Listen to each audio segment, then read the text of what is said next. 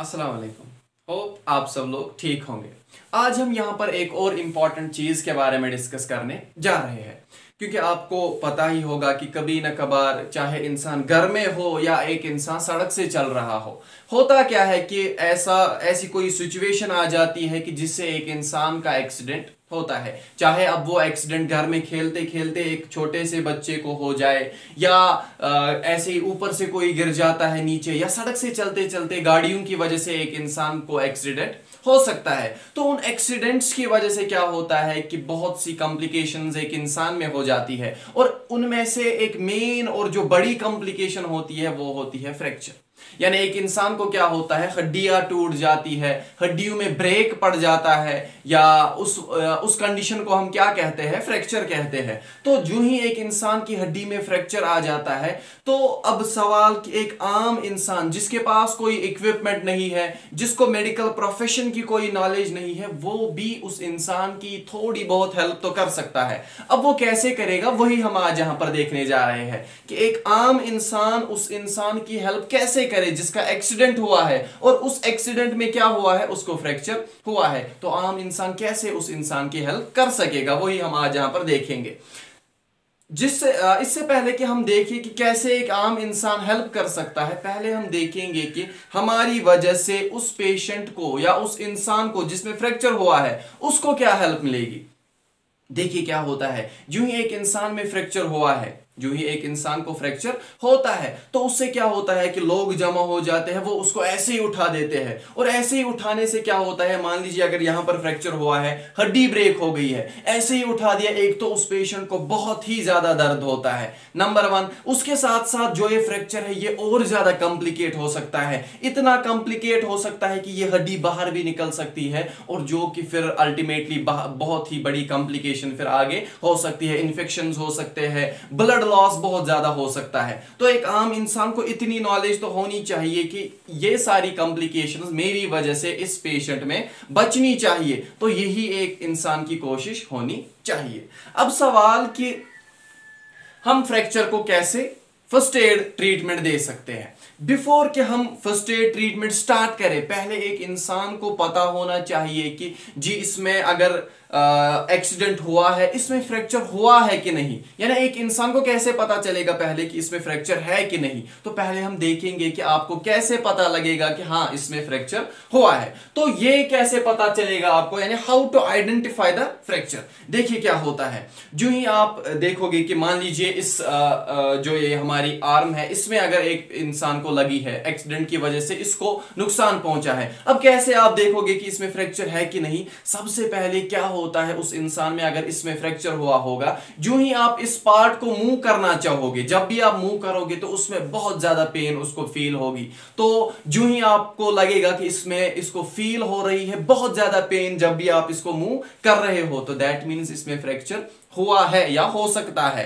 तो इसके बाद एक और चीज आप क्या देखोगे, मान लीजिए अगर यहां पर फ्रैक्चर उस पेशेंट को हुआ है, तो यहां पर आपको क्या देखने को मिलेगा, एक तो बहुत ही ज्यादा सूजन आपको यहां पर देखने को मिलेगी। इसके साथ साथ सूजन के साथ साथ जो ये पार्ट है ये बहुत ही ज्यादा रेड होगा, यानी ये बहुत ही ज्यादा लाल होगा यहां पर। जब आप ये चीजें आप देखोगे, इसके साथ साथ पेन जो हमने पहले ही देखी, तो जब आप ये सब चीजें देखोगे कि एक पेशेंट में हुआ है, तो दैट मीन्स उस पेशेंट में यहां पर क्या हुआ है, फ्रैक्चर हुआ है। फर्स्ट एड एक पेशेंट को दे सकते हैं जिसको क्या हुआ है, फ्रैक्चर हुआ है। सबसे पहले आपको क्या करना है, इमोबलाइजेशन।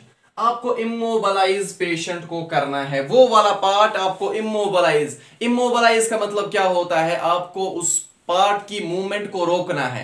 इमोबलाइजेशन आपको करनी, मान लीजिए इसमें फ्रैक्चर हुआ है, तो आपको क्या करना है, अगर यहां पर फ्रैक्चर हुआ है, इस वाले जॉइंट में अगर क्या हुआ है, फ्रैक्चर हुआ है एक इंसान को, तो आपको क्या करना है, इसकी मूवमेंट को रोकना है। क्यों, पहले ही हमने देखा कि जब पेशेंट को हम मूवमेंट करेंगे उसको बहुत ज्यादा पेन होगी। पेन ही नहीं, इससे जो हड्डी ब्रेक हुई है उसको कॉम्प्लिकेशंस हो सकती है फिर आगे जाके, और इसमें ट्रॉमा भी हो सकता है, यानी ये हड्डी बाहर भी निकल सकती है, और जिससे बहुत ही ब्लीडिंग उस पेशेंट को हो सकती है। तो आपको क्या करना है, इसकी मूवमेंट को रोकना है। अब सवाल कि कैसे रोक सकोगे आप इस पार्ट की मूवमेंट को। देखिए आपने देखा भी होगा कि टेलीविजन वगैरह में दिखाते हैं, जो ही किसी इंसान को फ्रैक्चर होता है, वो क्या करते हैं, वो लकड़ियां वगैरह लाते हैं, स्टिक्स वगैरह लाते हैं, फिर कुछ रैप करते हैं। वैसे ही आपको भी सेम वैसे ही करना है। आपको देखना है साइड में कोई लकड़ी छोटी सी लानी है, आपको वो यहां से भी रखनी है, यानी सपोर्ट प्रोवाइड करना है ताकि ये पार्ट मूव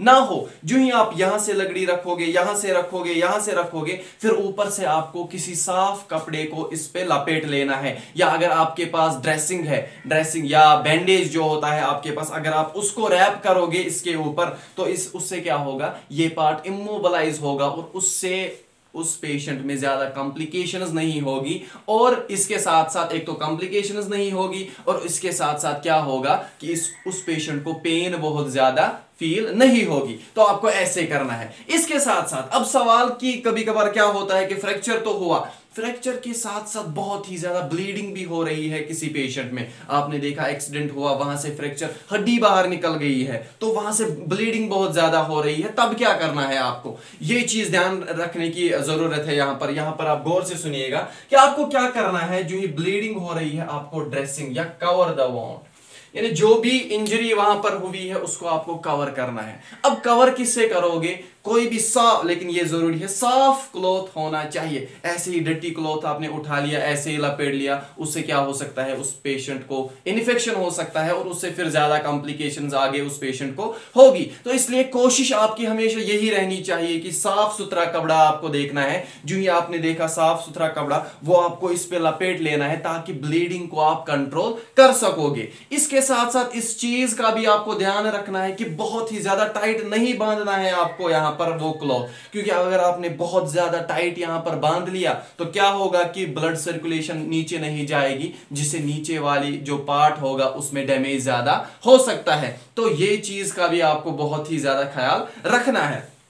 तो ये तो आपने देखा कि सड़क पे या घर पे आप पहले सबसे बेसिक ट्रीटमेंट क्या दे सकते हो एक इंसान को जिसको फ्रैक्चर हुआ है। उसके बाद क्या करना है, आपको हॉस्पिटल ले जाना है पेशेंट को। हॉस्पिटल वालों को पता है उनको कैसे ट्रीट करने हैं, वो वहां पर रिडक्शन वगैरह करते हैं, तो वो उनको पता है क्या करना है। अब एक दो चीजें ये भी है कि जो ही आप हॉस्पिटल के बाद घर लाओगे उस पेशेंट को जिसमें फ्रैक्चर हुआ है, तो पेन फील होती है, उसके साथ साथ सूजन भी वहां पर होती है। तो वो कैसे आप कम कर सकते हो, सूजन को आप कैसे कम कर सकते हो या पेन को आप कैसे कम कर सकते हो, तो आप दो चीजों की वजह से वहां पर पेन और सूजन को कम कर सकते हो। या अगर आप पेशेंट को यहां से हॉस्पिटल ले जा रहे हो, आपको सूजन बहुत ज्यादा दिख रही है पेशेंट में, या पेशेंट को बहुत ज्यादा पेन फील हो रही है, तो आप कैसे उस वक्त पेन और सूजन को कम कर सकते हो। दो टेक्निक्स है इसके लिए। सबसे पहली टेक्निक दैट्स कोल्ड कंप्रेशन। आपने देखा ही होगा कि वो आइस पैक्स हमारे पास होते हैं, तो आप आइस पैक्स उठा सकते हो और वो वहां उस जगह पर रख सकते हो वो आइस पैक्स, जिससे क्या होता है, सूजन उस जॉइंट में या कहीं पर भी जहां पर भी फ्रैक्चर हुआ है, जहां पर सूजन होगी तो वो सूजन कम होती है उस पेशेंट में। इसके साथ साथ अब पेन भी है यहां से बहुत ज्यादा, तो आपको क्या करना है, एलिवेट करना है उस पार्ट को। जो ही आप उस पार्ट को एलिवेट करोगे, ऊपर उठाओगे, तो इससे क्या होगा, ब्लड सर्कुलेशन वहां कम जाएगी। जो ही ब्लड सर्कुलेशन वहां कम जाएगी तो उससे पेन भी पेशेंट को कम फील होगी। और क्या करना है, देखिए ये तो हमने देखा कि जब सड़क से आप यहां से जा रहे हो, अब जो ही आपने पेशेंट को घर लाया, अब पेशेंट को क्या है, फिर से पेन है या सूजन है। अब आप फिर से सोचोगे कि मैं इसको कोल्ड कंप्रेशन करूंगा या मैं एलिवेट करूंगा, बट ये चीज यहां पर जहन में बिठा लीजिए आप कि आप डॉक्टर को पूछे बगैर कुछ नहीं कर सकते हैं। आपको पहले डॉक्टर को पूछना है कि क्या हम इसको कोल्ड कंप्रेशन या एलिवेट वो चीज कर सकते हैं कि नहीं कर सकते हैं। अगर डॉक्टर ने बोला कि हाँ आप कर सकते हो, तो देन आपको वो चीज करनी है। अगर डॉक्टर ने ना बोला तो आप खुद ब खुद वो चीजें नहीं कर सकते हो, क्योंकि डॉक्टर को बहुत बड़ा रीजन पीछे होता है जिस वजह से डॉक्टर ने आपको ना बोला होता है। तो खुद कोई चीज करने की जरूरत नहीं है, पहले आपको डॉक्टर को पूछना है। उसके बाद, यानी जब आप, ये चीज मैं कब बोल रहा हूं, जब आप हॉस्पिटल के बाद उस पेशेंट को घर लाओगे। जो ही आप हॉस्पिटल ले रहे हो, अभी डॉक्टर से आप नहीं मिले हो, तब आपको करना है ताकि पेशेंट को पेन कम हो जाए, सूजन थोड़ी सी कम हो। तो मुझे उम्मीद है कि इस वीडियो की वजह से आपको अच्छी इन्फॉर्मेशन मिली होगी और इससे आपको बहुत हेल्प मिलेगा। और ये एक इंसान की कोशिश भी होनी चाहिए कि जो ही आप देखोगे कि सड़क वगैरह पे किसी का एक्सीडेंट हुआ है, हमको चाहिए कि हम उस इंसान की हेल्प करें। मे बी इस वीडियो की वजह से बहुत से इंसानों की हेल्प हो। और मुझे उम्मीद है आपने अच्छे से सुना होगा और आपको ये अच्छे से समझ आया होगा। Thank you so much.